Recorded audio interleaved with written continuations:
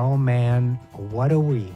This is going to be quite a ride. I tell you, right here in Washington, D.C., it was a very, very strange experience to go through the inauguration and then the weekend following the inauguration. Inauguration day itself in Washington was overcast, rainy, gloomy. There was a strange kind of ozone electric feeling in the air, not just from the weather. You know, it's the kind of ozone electricity you get during a rainstorm, but it wasn't just the weather. It really felt like something else, something dark and ominous. The skies were overcast.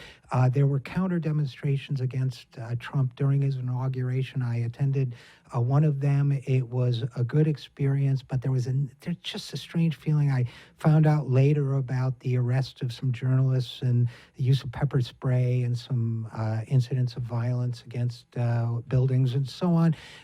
But really, what you felt at the time, at least if you're me, is just a general sense of dread and oppression.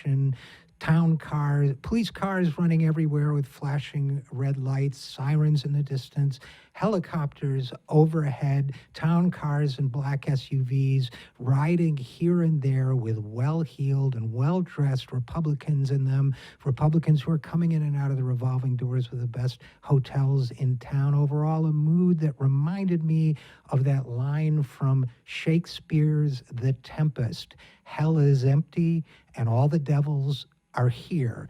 And then the next day, something completely different. Not the weather. The weather wasn't that different, except for the fact that it wasn't raining. Apparently, the rain on Trump's inauguration was some sort of higher powers commentary on his impending presidency, because it did not rain on the Women's March the next day.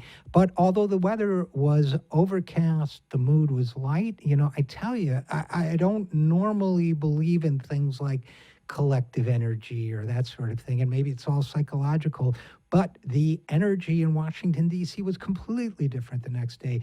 Positive. There was joy, there was laughter, there was light, there was courage, there was determination, there was a sense of, yes, to use that word, resistance. People, I wondered if there would be friction between independent leftists and Democrats and people wanting to relitigate the Democratic primaries or the election itself. No, it was really more a mood of people coming together with a shared purpose, the purpose of stopping Donald Trump and stopping the Republicans overall as well. I was very, very encouraged by the spirit there. You know, there have been critics who've said, well, those marches didn't have a specific policy agenda. Well, that's not what your first marches do. What your first marches do is build community. They build solidarity.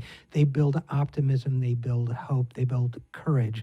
These marches did that. There will be time for issues. There will be time for getting down to brass tacks. There will be time for organizing, for running for office, for doing the many different things that constitute a broad movement for change.